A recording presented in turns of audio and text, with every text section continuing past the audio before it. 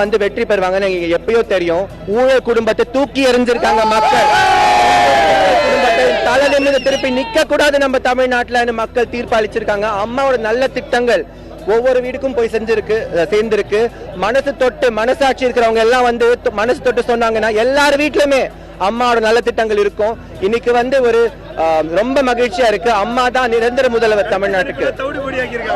இந்த பகுதியில் கருத்து கணிப்பு குறித்தும் காலையிலிருந்து தொண்டர்கள் பேசி வருகிறார்கள்.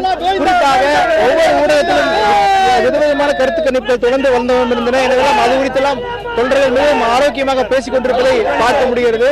மேலும் இந்த பகுதியில் தற்பொழுது போலீசார் அதிக அளவில் குவிக்கப்பட்டிருக்கிறார்கள். இந்த பின்னி சாலைக்குள் வர முடியாத ஒரு சூழ்நிலை தற்பொழுது ஏற்பட்டிருக்கிறது. முழுவதும் காவல்துறை கட்டுப்பாட்டில் எடுத்திருக்கிறார்கள்.